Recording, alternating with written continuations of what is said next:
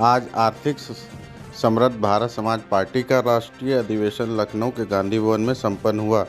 इस अधिवेशन में राष्ट्रीय कार्यकारिणी एवं संस्थापक सदस्य व समस्त कार्यकर्ताओं की उपस्थिति में राष्ट्रीय उपाध्यक्ष मोहम्मद तारिक की प्रस्ताव पर पुनः राष्ट्रीय अध्यक्ष योगेंद्र प्रताप सिंह गौतम को बनाया गया।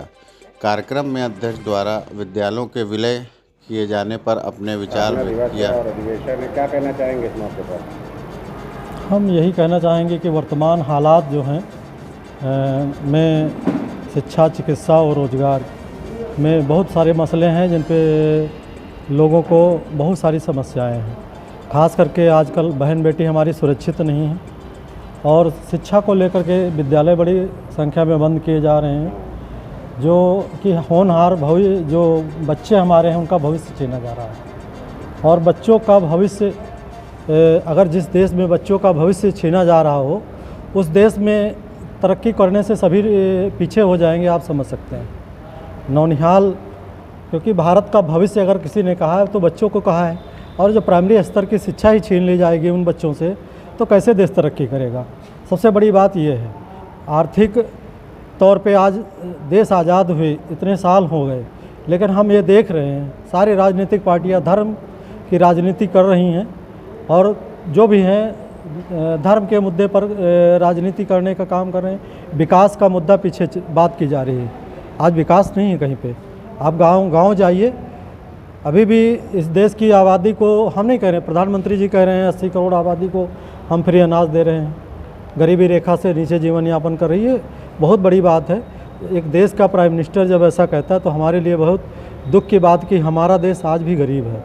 हम इसी मुद्दों पे अपनी बात आज करने के लिए हम लोग इकट्ठा हुए स्थापना दिवस पे।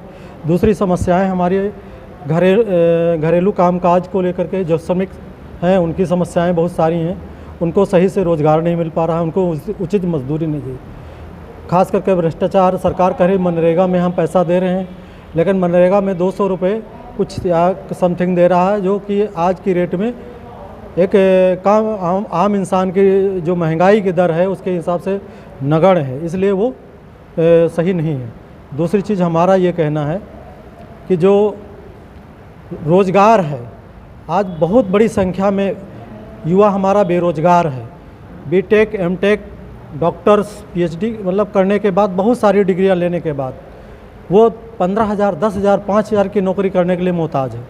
आप क्या है, एक तरफ 4th क्लास का एम्प्लॉई हमारा सरकारी जो है 30 से 35,000 तनख्वाह पा रहा है, और बीटेक, एमटेक की डिग्री लेने के बाद 10,000, 8,000, 15,000 में सिमट रहा है।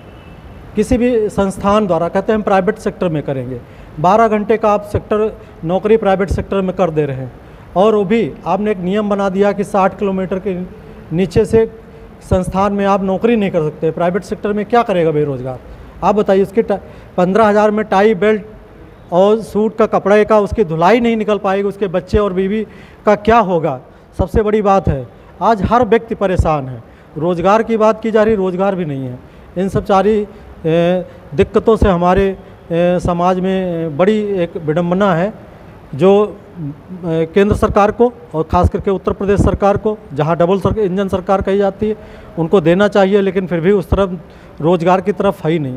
आज कितने शिक्षक भर्ती होने चाहिए, जब 27,000 कहा जा रहा है विद्यालय बंद हो जाएंगे तो कितने शिक्षक कम हो जाएंगे। बंद करने का भाई आप मर्ज कर रहे हैं ना, मर्ज करने का मतलब उतने विद्यालय ख़त्म हो गए, उतने 27,000 प्रधानाध्यापक ख़त्म हो गए, 27,000 चपरासी ख़त्म हो गए, कितने बहुत सारे विभाग रसोइयाँ ख़त्म हो गए।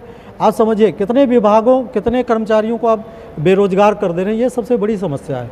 इसके अलावा हमारा कहना है कि सरकार जो है रोज़गार के क्षेत्र में कोई विकास कार्य नहीं कर रही है। पूरा परिचय दीजिए। मेरा नाम योगेंद्र प्रताप सिंह गौतम है और आर्थिक समृद्ध भारत समाज पार्टी का राष्ट्रीय अध्यक्ष हूँ, और